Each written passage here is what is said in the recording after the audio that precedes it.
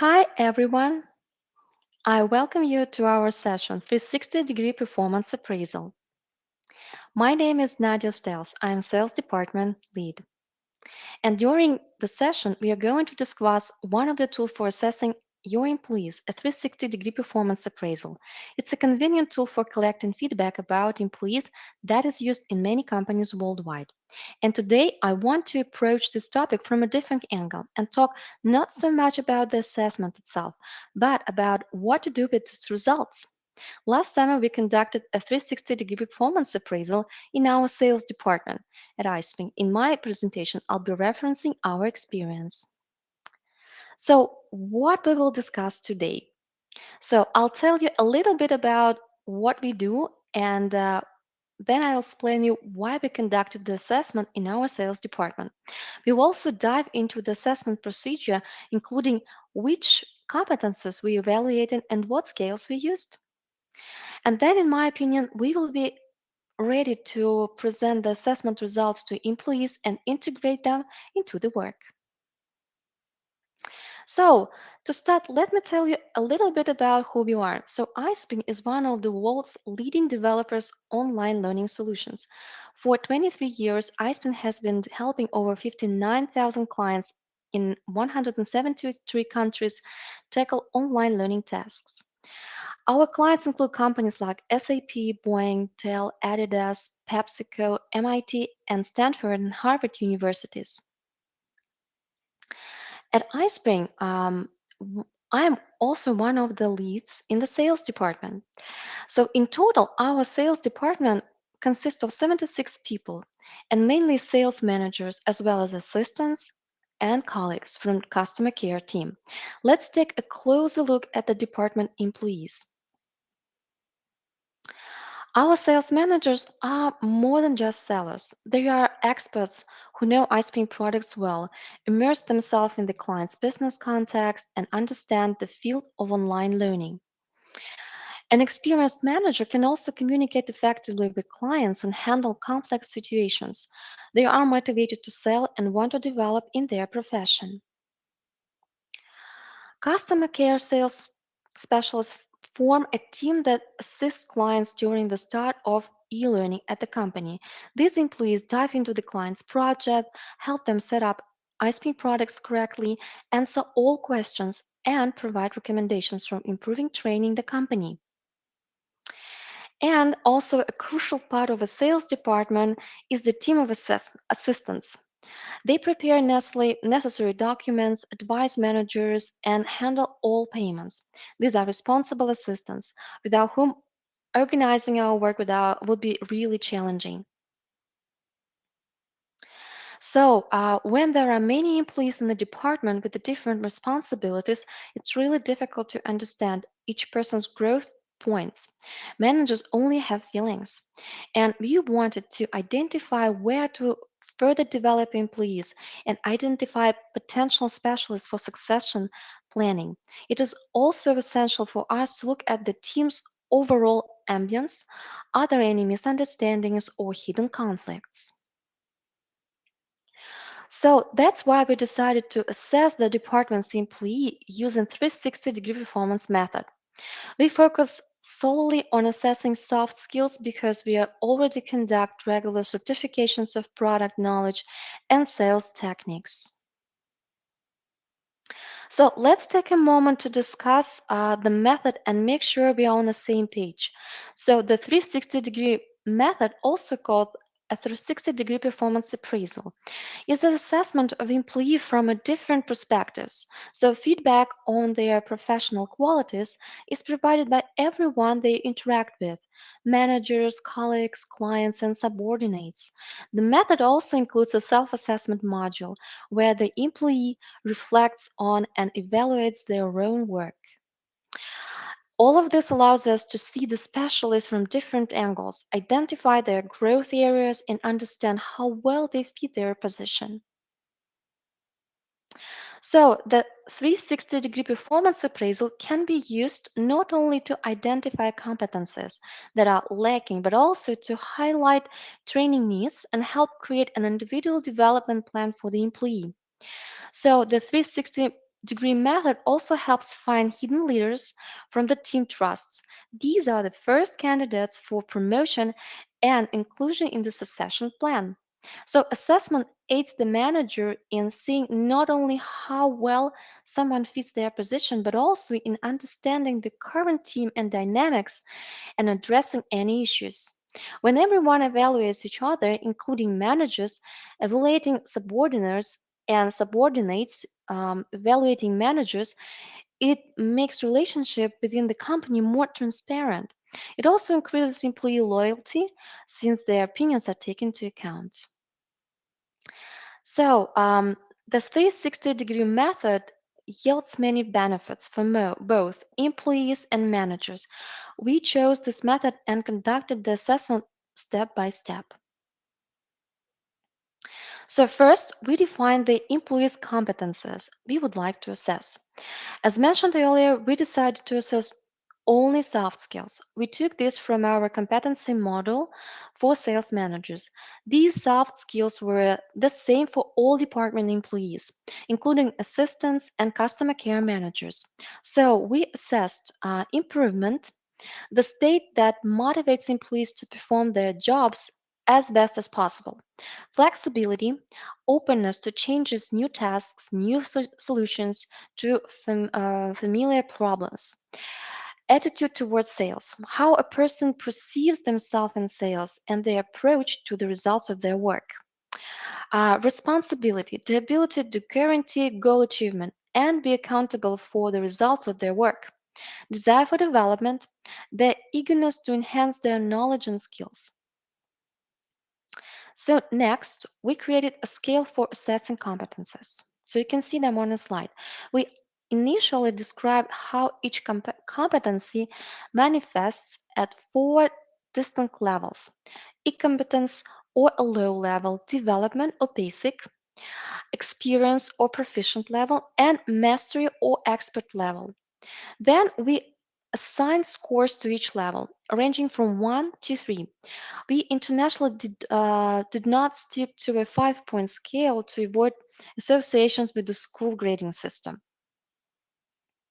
So here what we came up with.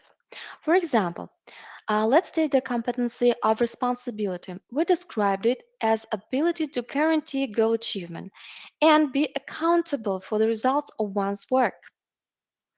So you can see on my slides how competency manifests differently at each level. So we highlighted key indicators of employees' behavior, allowing us to understand at which development level the competency is. At the e-competence or low level, the employee takes responsibility only for their tasks, still working on the guidance of mentor. At the development level, the specialists take responsibility for the results of their assigned task, whether delegated or volunteered. At the experience level, the person makes decisions independently, takes responsibility for the results of their entire work, and seeks consultation only in rare cases. And at the mastery level, the employee takes responsibility for an entire project or even a team and can address tasks from related areas. So, this summer, we also decided to add new self assessment questions to the 360-degree performance assessments. You can see them on a slide. So, why did we do this? Self assessment provides an opportunity to view the professional journey through the eye of the employee. They may be overloaded or ready to take more significant projects and complex tasks. This is crucial information for the manager. Additionally, an employee self analysis helps the company refine motivators for retention. For example, directing an individual to develop in the area of interest to them. The key is to conduct self-assessment not just to in the sake of it, but to genuinely consider it the employee's evaluation. So on my slide, you can see some of the questions that you can actually use for self-assessment. So, after defining competences, the assessment scale, and open ended questions, we assigned the assessment to employees. Of course, we did this using our iSpring learning management system, iSpring Learn. It handles all the operations, assigns surveys to employees, sends reminders about deadlines, and generates reports. This saves tons of work and time. We didn't conduct the training before the assessment since the employees were already familiar with how the 360-degree method works. However, if you are conducting an assessment for the first time, I recommend explaining to your colleagues what it is and why it is necessary. For example, you can conduct a brief training or send written instructions via email. That will be very useful for them. So, employees completed questionnaires and evaluated each other for a little over 2 weeks. After the assessment, the most interesting part began. We had the results in hand, and it was crucial to work with them so the reports didn't get swept, leaving employees alone with the new feedback. So, what did we do after the assessments? First, we studied the reports from iSpring Learn and interpreted the results. Team leaders reviewed the individual reports to prepare for one-to-one meetings, while the training department was more interested in the overall sales department report. The training department also conducted its analysis, focusing more on the overall results. So in iSpring Learn, you can create two types of performance appraisal reports: overall department assessment results and detailed reports of each employees. So you can see on my screenshot of the department report on the slide, it shows average value of all employees within one assessment session. And this report helps compare individual employees' assessment with the required values and scores of other assessors for each competency.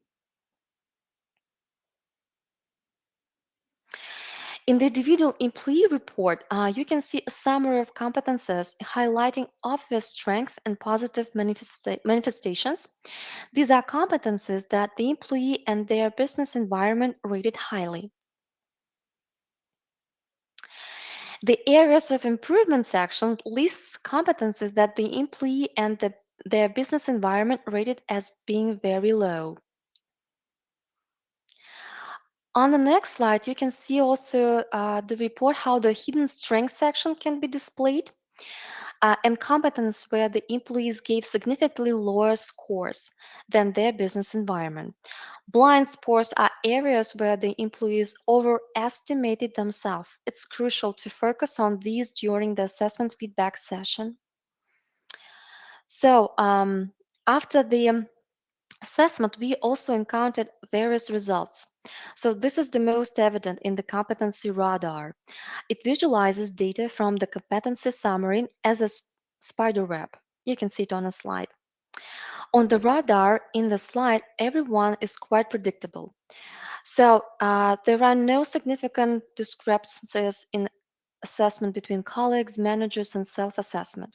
The radar reveals that the employee rated some competencies higher than their environment, such as flexibility, desire for development, and attitude towards sales. However, the difference is minimal. Therefore, it can be said that the employee is grounded and has a realistic view of the quality of their work.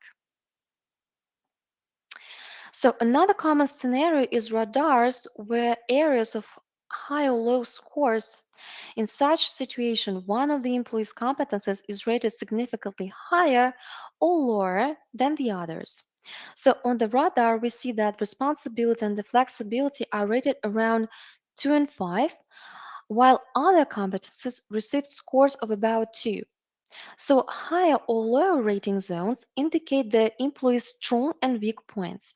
It's essential to pay attention to them and identify two or three qualities for the department that we would like to change, strengthen, or adjust. These competencies can be included in the employee's development plan and emphasized. But there were also other results. For example, on the slide, we can see radar with zones of inadequate self assessment. In this case, it's underestimated. The employee rated the competency of attitude towards sales at 1, while his colleagues and the manager rated it higher above 2. So the same applies to other competences, except for responsibility, where the employee rated themselves the same as their colleagues. So employees with such assessment results lack a real understanding of themselves and their work. To correct this, it's necessary to understand the criteria by which they assess the employees, align visions of work and achievements, and establish a common scale for work assessment. It's also essential to provide frequent feedback, praise and acknowledge achievement if assessment is low, and constructively point out shortcomings and help correct them if self assessment is too high. So, during the assessment, we also encountered radars with different incompetency ratings. This occurs when one competency is assessed differently by different group of participants. For example, in the slide, you can see that the manager rates the employees significantly lower in competences, such as their attitude towards sales and their desire to development, than the employee and their colleagues.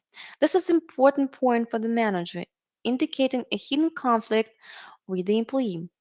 The individual believes they are undervalued. The solution here is to synchronize the understanding of competences and set common goals that are meaningful for both employee and the company. If their rating differs significantly from self assessments or colleague assessments, it's crucial to observe the employee's behavior more attentively. Pay more attention to their strength if the manager's rating was low, or teach them to filter social experience behavior if the rating was higher. So, for me, feedback is the most crucial part of the assessment. This is the moment to engage with the employees and collectively arrive at the understanding of their further development. So, it's essential to provide feedback to every employee, even if the results seem to be very predictable and there is nothing to discuss. After the assessment, employees are left alone with the results. The results are not just numbers in a competency summary or radar, so they present actual opinions from their people, from colleagues, from the managers. So employee development, promotions, and more can depend on these results. And in this crucial moment, it's essential to clarify nuances and discuss impressions from the assessment to avoid hidden conflicts and misunderstanding. Managers need to provide quality feedback to the employees, comment on their results, explain unclear points, and discuss how the assessment results will impact further work. It might be necessary to show empathy in handling challenging matters. So, if the sales department, in our sales department, we planning individual meetings with each employees to dedicate time to discuss the assessment results in a confidential atmosphere. So, as the sales department head, I provided feedback to them. So, how did we conduct these meetings? After greetings, we first synchronized about the understanding of the assessment terms. The same formulations can be interpreted differently by people. So, employees sometimes understood competency terms from the competency module differently than their managers did. So, subsequently, they disagreed with the assessment and didn't understand the feedback. So, feedback from the manager was often unexpected. This happens because the employee sees themselves linearly, while the manager has a broader view. They may not coincide with their visions. So, for example, an employee may believe that desire for development competency means completing all assigned courses on time, while for the manager, it means actively seeking new approaches to work, for example, new sales tactics. So, we initially went through the main terms from the report and discussed what each person understood under them. And they found it easy to understand what the manager or their colleagues meant. Secondly, Once synchronization was successful, we, along with the employee, opened the assessment report in iSpring Learn and studied it together. The manager provided real examples from their work and used them to explain the reasons of higher or lower scores.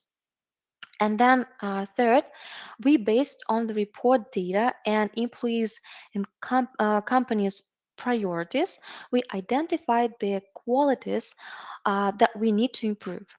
These could be lagging competences or conversely strength to emphasize for improvement.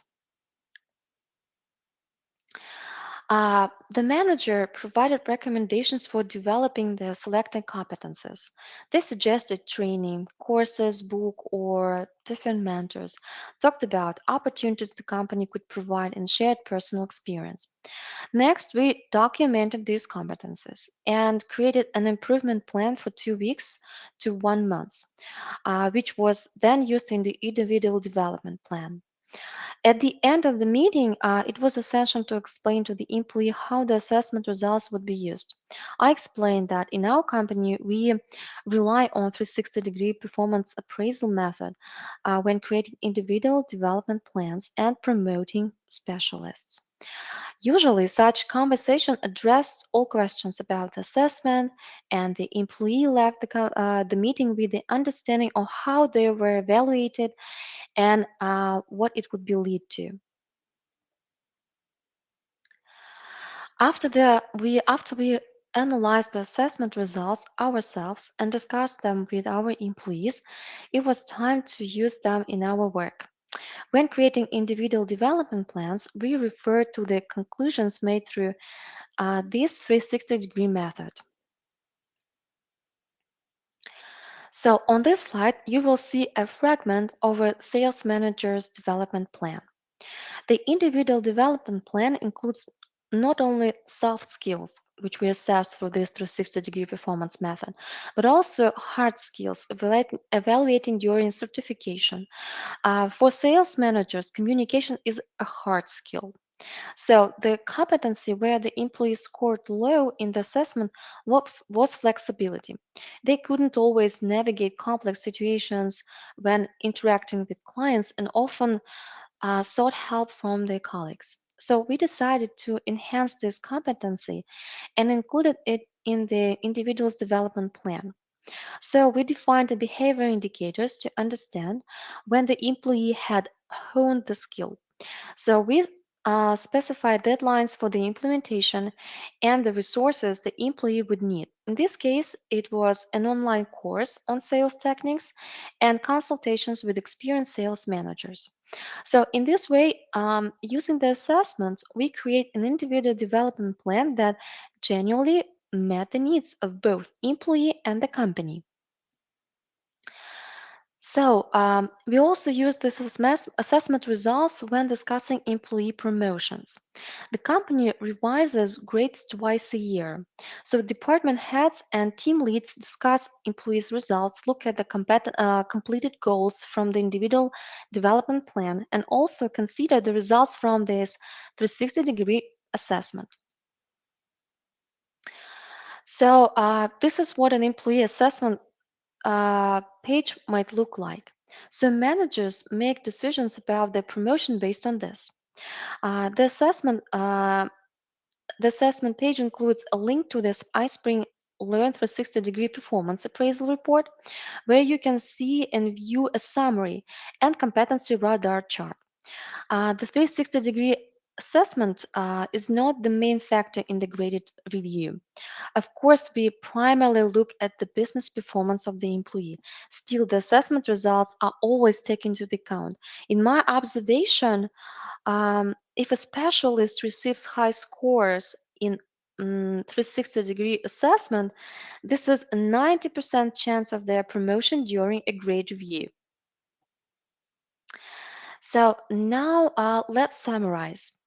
We conducted a 360-degree assessment and used its results in the work and development of employee. So what did we achieve? We achieved the goals set for the assessment. The reports showed us the strength and the growth area of employees. We use this information to create individual development plans of our employees, and now we can develop sales managers in a more targeted and effective manner. Assessing soft skills showed us employees' attitudes towards each other, how they perceive their colleagues' flexibility and responsibility, and if there are any contradictions in the employees' self assessments.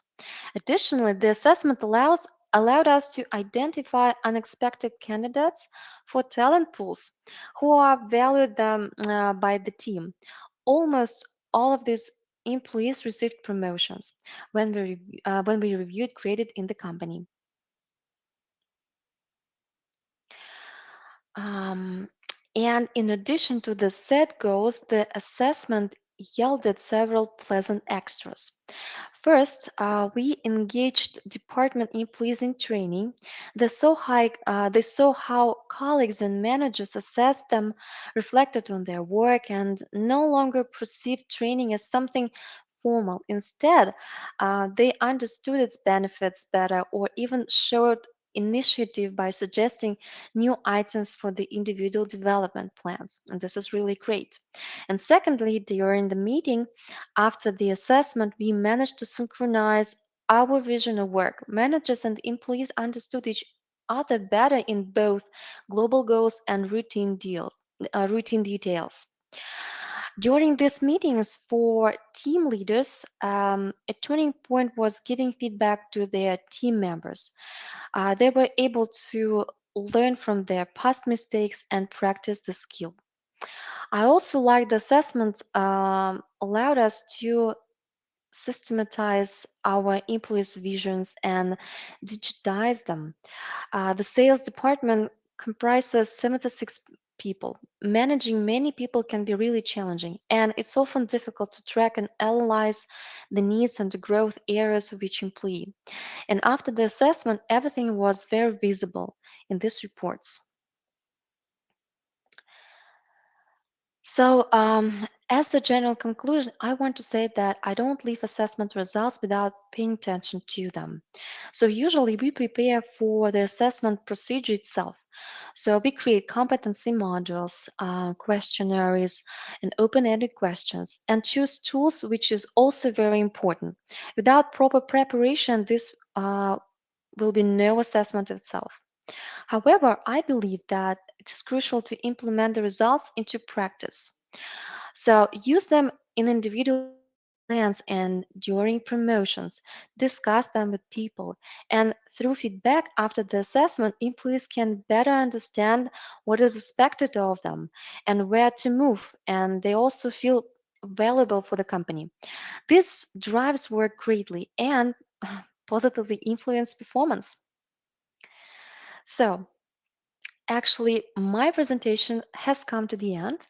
And if you want to get this presentation from the session, just scan this QR code and you can see which you can see on the screen and fill out a short survey. Thank you so much for your attention.